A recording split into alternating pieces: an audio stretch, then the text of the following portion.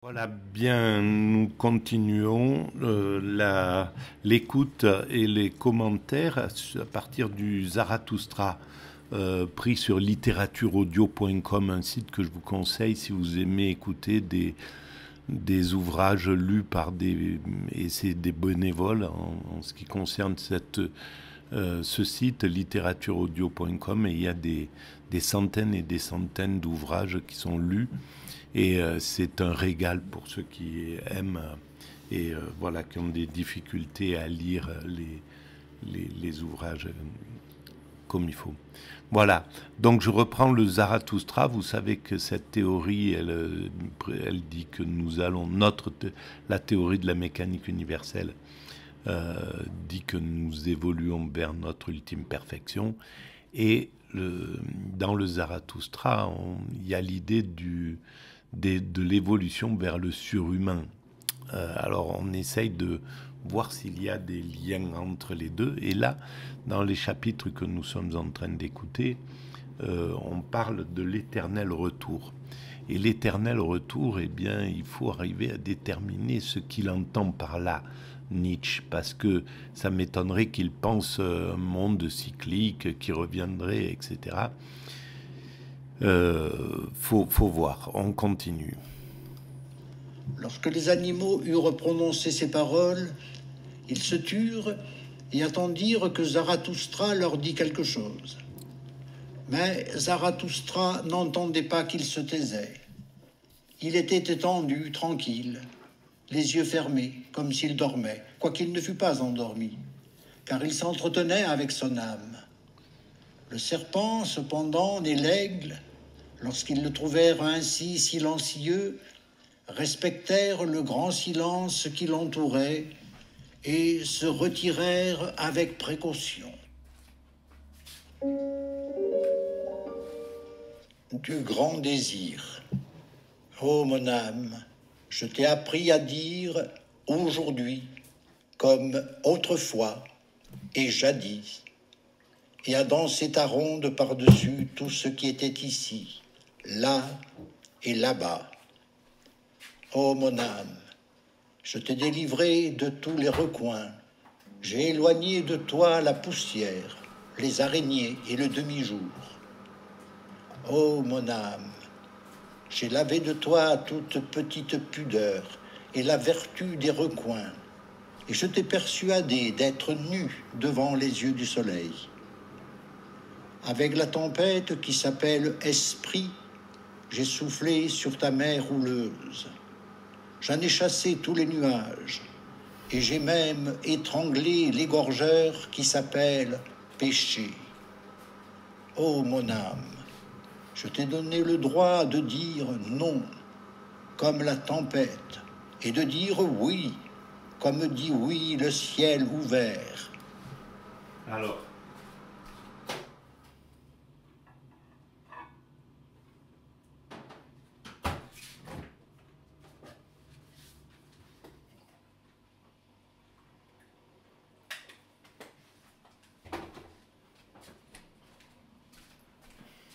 donc déjà, nous remarquons qu'il parle d'âme. Et donc, c'est pas anodin de parler d'âme. Il pourrait parler d'esprit, il pourrait parler donc de quelque chose qui est plus profond que l'esprit, qui est plus qui est l'axe de l'humain, l'axe du vivant. Et donc, il lui a donné le sens de se libérer, de vivre hors de l'atteinte de, des moralisateurs, des empêcheurs de vivre pleinement qu'on retrouve dans la religion et et dans l'État aussi. Voilà, quand on obéit à toutes ces injonctions, on passe à côté de son existence. Et peut-être c'est là l'éternel retour qui était le schéma précédent. C'est-à-dire que il faut pouvoir se libérer pour pouvoir vivre, pour que chaque jour ne soit pas un jour de contrainte, ne soit pas un jour où nous sommes prisonniers en fait des autres, du système. Donc se libérer en fait pour que on puisse demander à ce que chaque jour, on puisse admettre que chaque jour que l'éternel retour soit une réalité. Mais ça n'est pas, je pense pas, c'est une métaphore en fait, l'idée de l'éternel retour. C'est-à-dire, il faut que tu puisses vivre ce jour de manière à ce que tu en souhaites quand même le recommencement, qui puisse se vivre éternellement, que ça soit quelque chose qui soit agréable.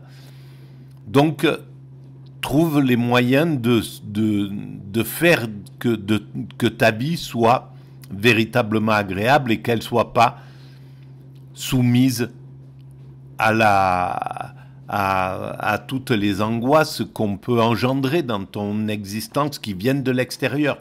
Parce que c'est un paradis en réalité, ce monde. Et c'est les contraintes qui vont nous mettre en faire quelque chose de négatif.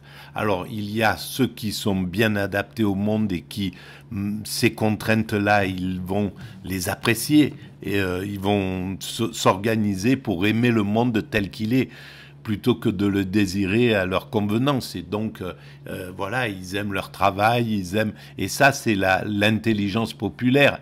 C'est la bonne adaptation de l'être humain qui, contre mauvaise fortune, fait bon cœur, en somme.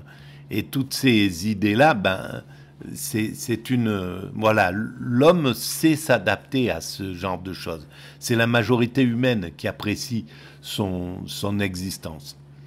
Mais, voilà, ceux qui sont sous cette contrainte et qui l'acceptent, qui acceptent la meurtrissure que propose le religieux en disant que c'est pas dans ce monde qu'il faut que tu prennes du plaisir. C'est la réalité du monde, c'est l'au-delà, etc. Allons-y.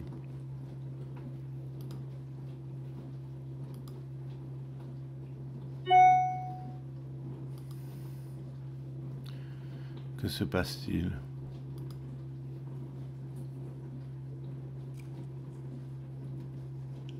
Tu es maintenant calme comme la lumière, et tu passes à travers les tempêtes négatrices. Ô mon âme, je t'ai rendu la liberté sur ce qui est créé et sur ce qui est incréé, et qui connaît comme toi la volupté de l'avenir. Ô mon âme, je t'ai enseigné le mépris qui ne vient pas comme la vermoulure, le grand mépris aimant qui aime le plus ou il méprise le plus. Ô mon âme, je t'ai appris à persuader de telle sorte que les causes mêmes se rendent à ton avis, semblable au soleil qui persuade même la mer de monter à sa hauteur. Ô mon âme, j'ai enlevé de toi toute obéissance, toute génuflexion et toute servilité. Je t'ai donné moi-même le nom de trêve de misère et de destinée. Ô mon âme, je t'ai donné des noms nouveaux et des jouets multicolores. Je t'ai appelé destinée et circonférence des circonférences, et nombril du temps, et cloche d'azur. Ô mon âme, j'ai donné ta sagesse à boire à ton domaine terrestre, tous les vins nouveaux et aussi les vins de la sagesse, les vins qui étaient forts de temps immémorial.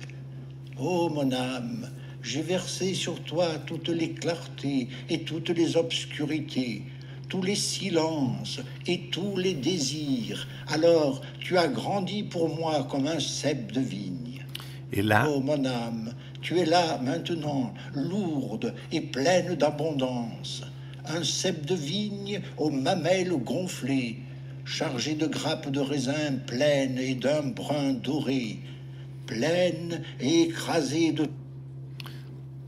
donc là, il fait l'inventaire de sa libération, en somme.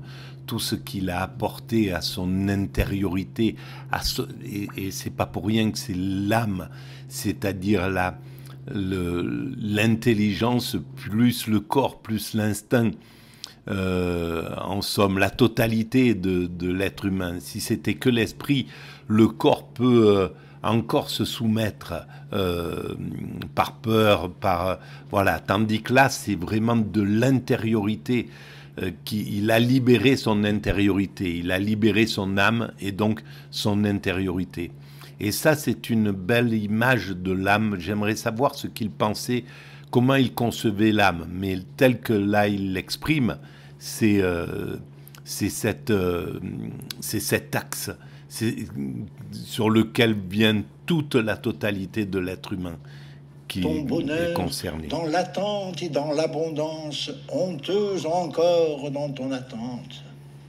Ô mon âme, il n'y a maintenant plus nulle part d'âme qui soit plus aimante, plus enveloppante et plus large. Où donc l'avenir et le passé seraient-ils plus près l'un de l'autre que chez toi? Ô mon âme, je t'ai tout donné et toutes mes mains se sont Où donc l'avenir et le passé seraient le plus proches que dans cette âme-là. Et là, c'est c'est grandiose parce que ce centre où l'avenir et le passé sont le plus proches, c'est l'immédiat. Et l'immédiat, c'est l'extase. Et donc l'âme, quand elle atteint cet état d'extase, cet état d'éveil, elle est complètement libérée. Donc, c'est métaphorique, mais il parle à mon sens, il parle de l'extase. Peut-être sans le savoir, peut-être il a expérimenté quelque chose, il ne l'a pas qualifié d'extase, mais il a expérimenté cette liberté absolue que procure l'extase, parce que c'est un état de conscience vraiment différent. C'est pas un état, c'est pas une liberté de l'esprit, c'est une totalité qui a atteint le pur immédiat où il n'y a ni passé ni futur, l'instant présent et rassemble le tout en somme, mais sans que aucun de ce tout ne perturbe l'instant du jouir absolu d'être dans l'immédiat. C'est-à-dire que les affres du passé ne viennent pas perturber l'instant présent et les inquiétudes du futur ou les aspirations du futur ne perturbent pas non plus l'instant présent dans l'état d'extase. Donc il parle de l'état d'extase à mon sens. Dépouillé pour toi. Et maintenant, tu me dis, en souriant, pleine de mélancolie, qui de nous deux doit dire merci? N'est-ce pas au donateur de remercier celui qui a accepté d'avoir bien voulu prendre? N'est-ce pas un besoin de donner? N'est-ce pas pitié de prendre? Oh mon âme, je comprends le sourire de ta mélancolie. Ton abondance tend maintenant en elle-même les mains pleines de désir. Ta plénitude jette ses regards sur les mers mugissantes. Elle cherche et attend. Le désir infini de la plénitude jette un regard à travers le ciel souriant de tes yeux. Pour revenir à cet endroit, est-ce que c'est pas celui qui donne qui, en fait, qui doit remercier d'avoir donné